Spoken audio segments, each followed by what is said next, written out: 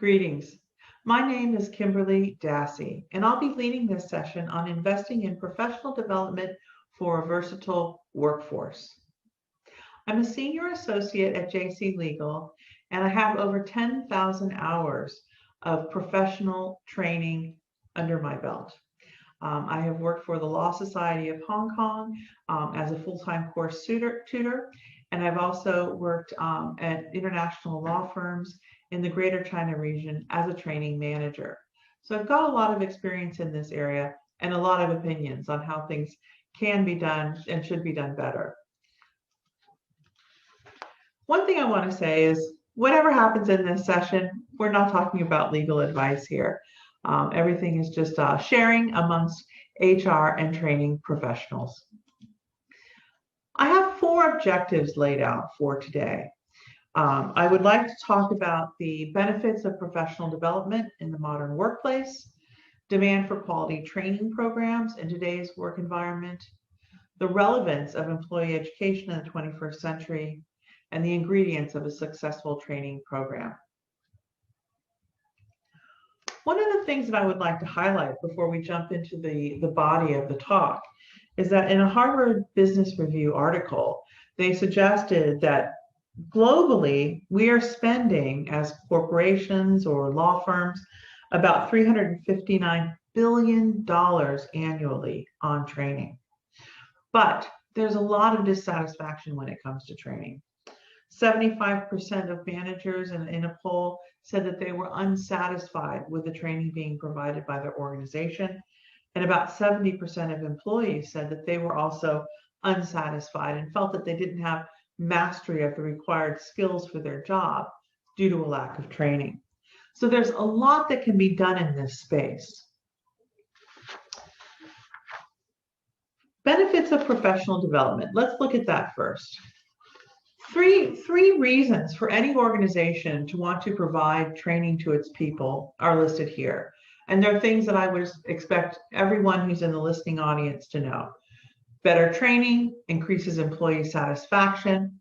Quality training will help promote employer satisfaction. And of course, anytime you're working to invest and grow and develop your people, if you're doing it well, an employer can expect to have reputational benefits from that. The problem is that in a lot of instances, training is not being done well.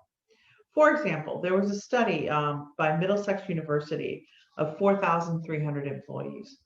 And of those employees polled, 74% of them said that they did not feel that they could achieve their full potential at work due to a lack of developmental opportunities. Now, developmental opportunities is a little bit of a broader category perhaps than training, but it is right within that training space. What I found interesting within that study is that 72% of those employees said that they would be willing to contribute financially, in part, along with their employers, to their own professional development if asked to do so. So I think that that tells us that there's a lot of interest in training and there's a lot of expectations around training. But the question is, why aren't we meeting the mark on that and what can we do better? Let's talk next about the demand for quality training programs. While employees have high expectations, employers are often unsatisfied with the training being offered. So there is a huge expectation gap that exists.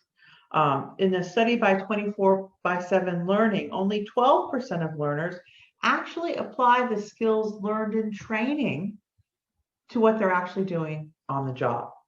And 38% of managers believe the training that's offered by their L&D groups do not meet employee needs.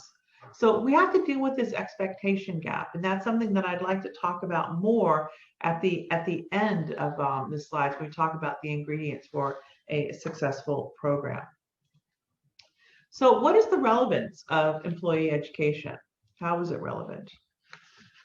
In today's marketplace, and something that I have certainly seen in my training of lawyers of all ranges, young trainee solicitors just out of school, all the way through seasoned senior partners of international law firms, is that there is an acknowledgement that the workplace itself is changing and growing and developing.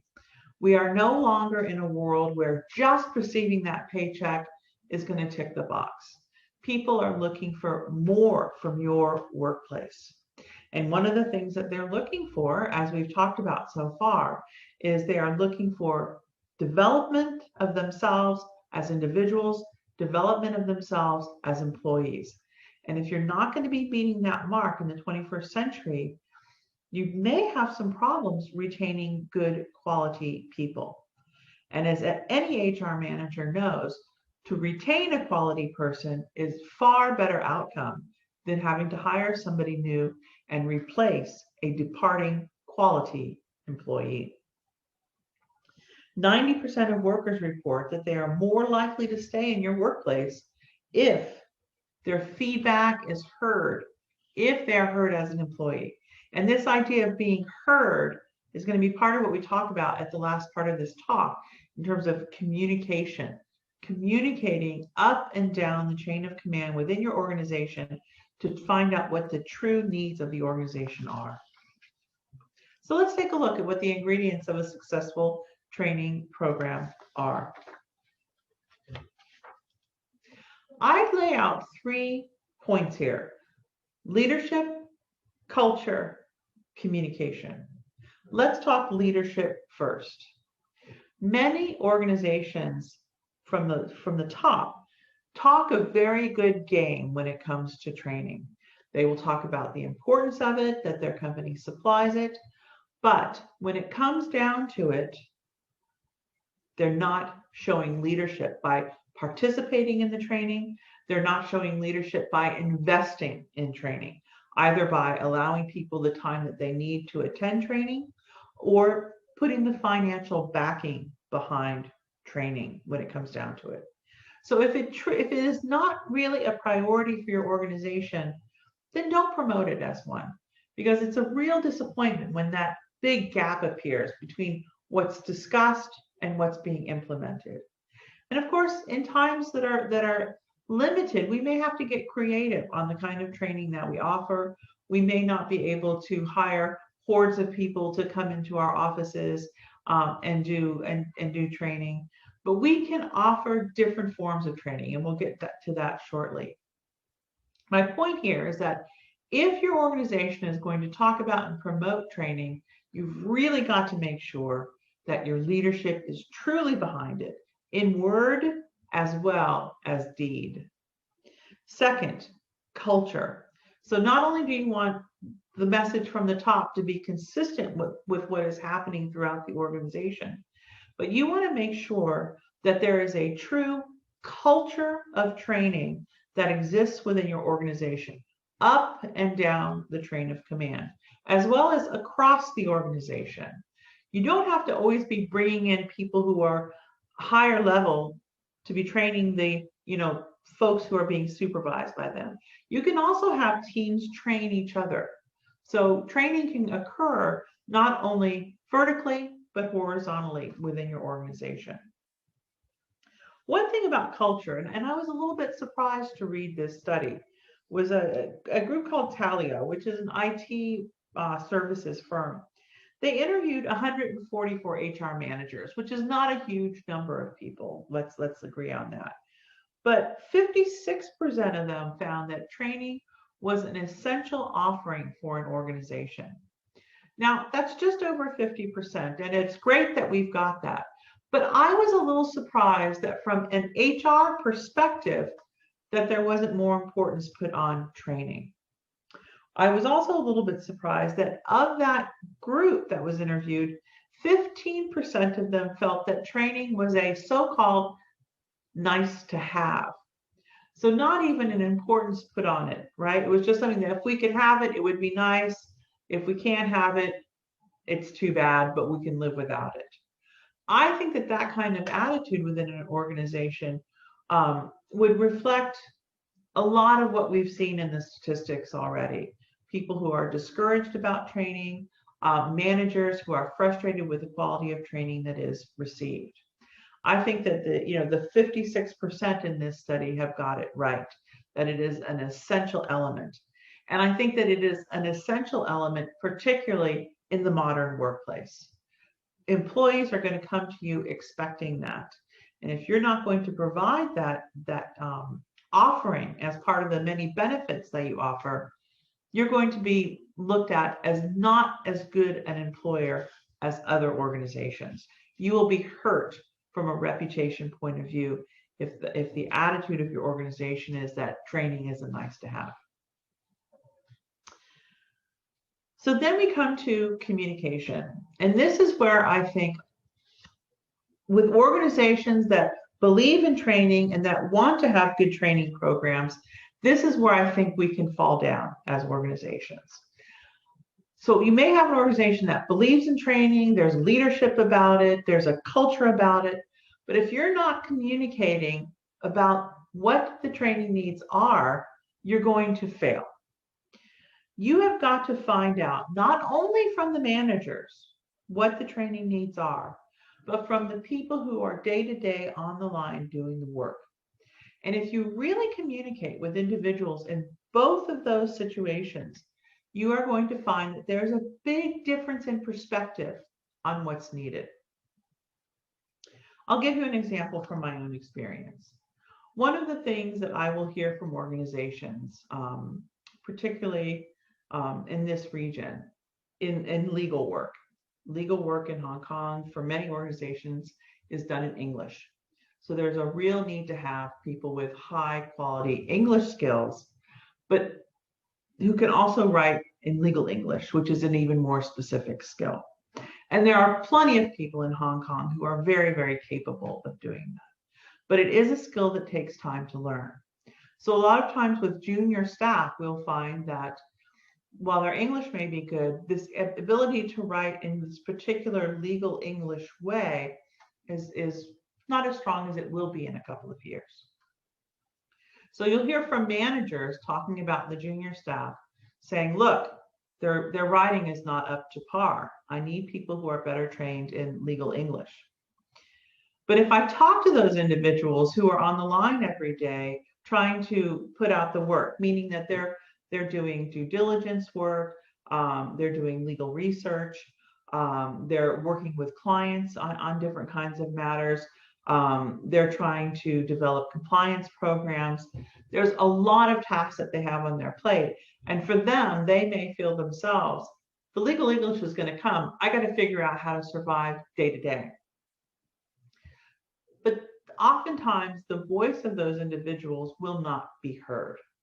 So a legal English program may be developed, and you will have employees sitting in a room feeling stressed out about the work that they view as important to learn skills that they don't feel like they need necessarily at this very moment.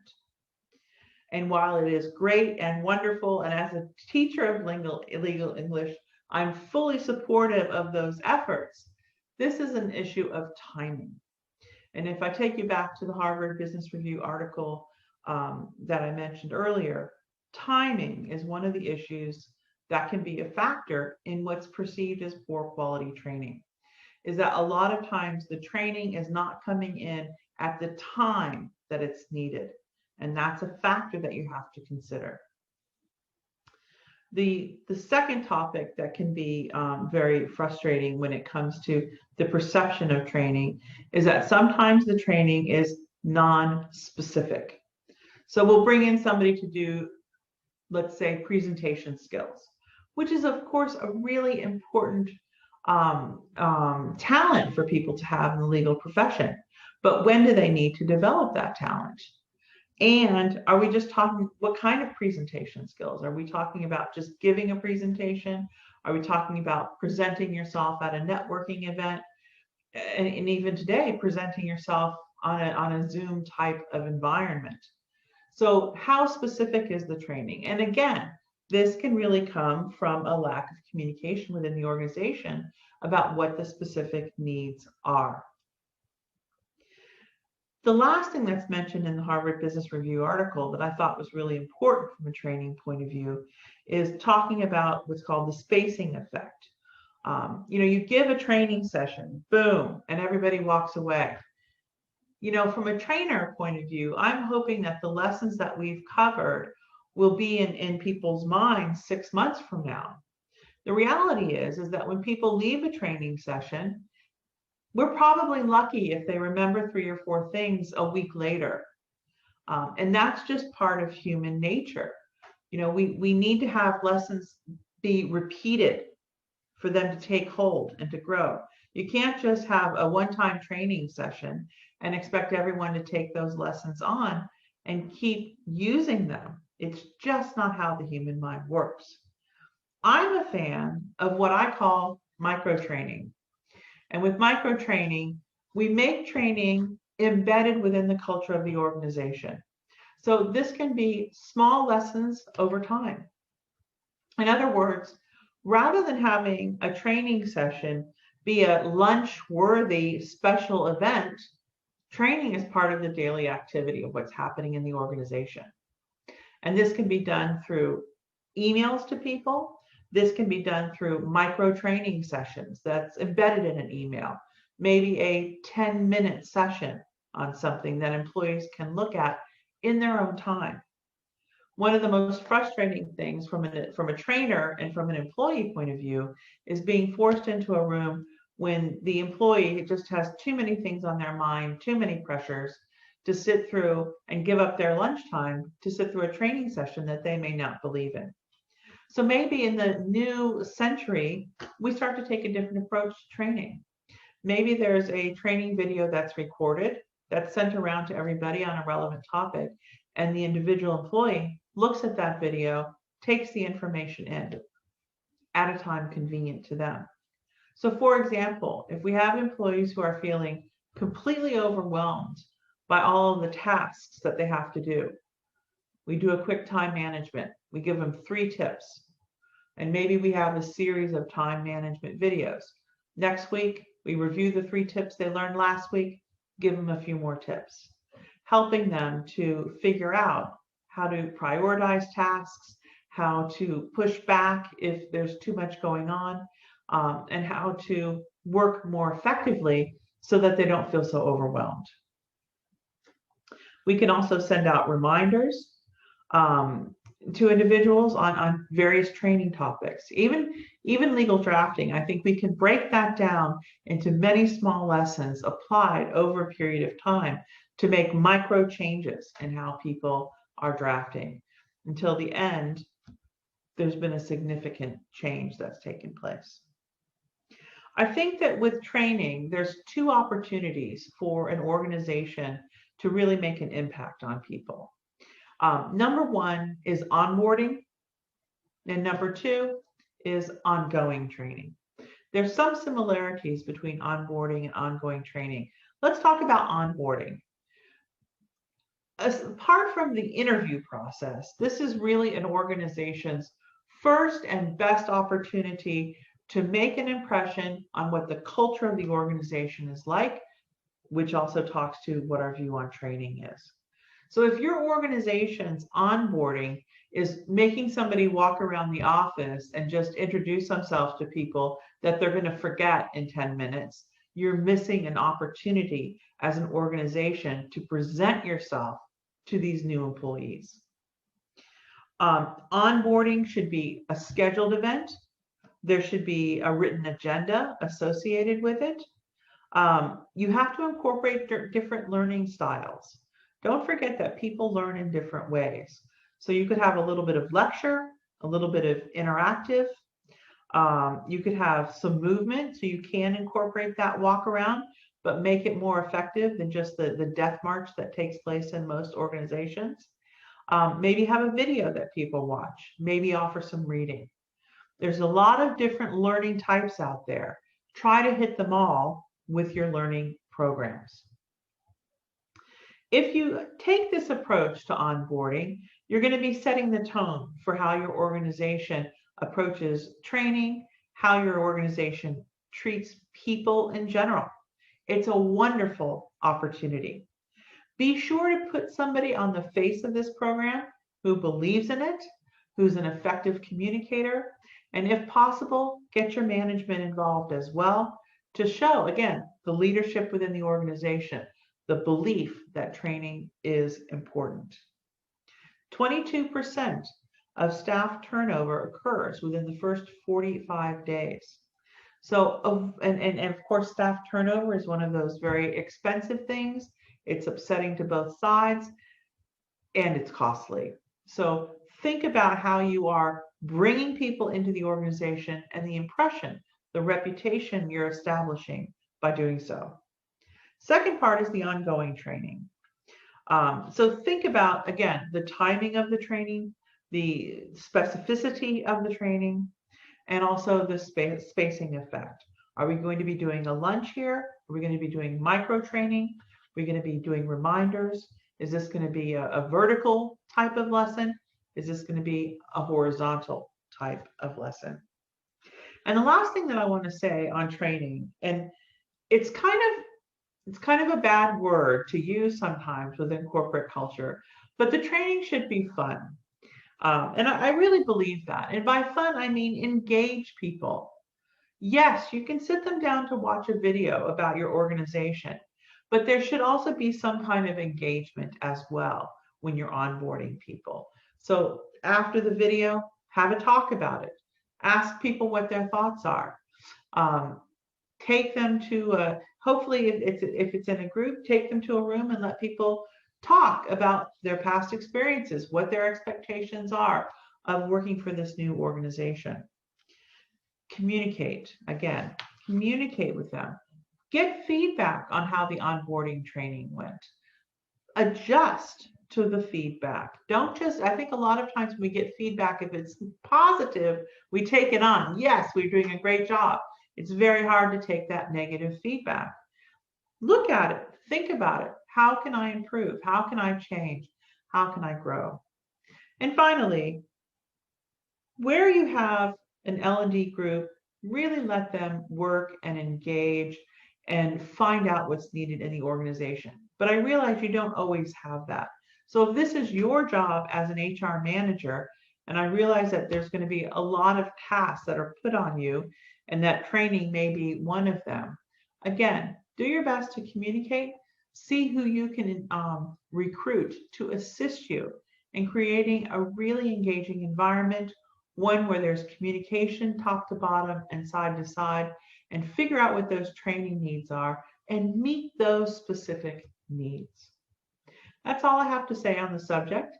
If you want to chat with me individually, one-on-one, my contact details are available. I'd be happy to do so. I'm a real believer in training, and I hope that each of you have the opportunity to create successful training programs in your own organizations. Thank you very much for listening.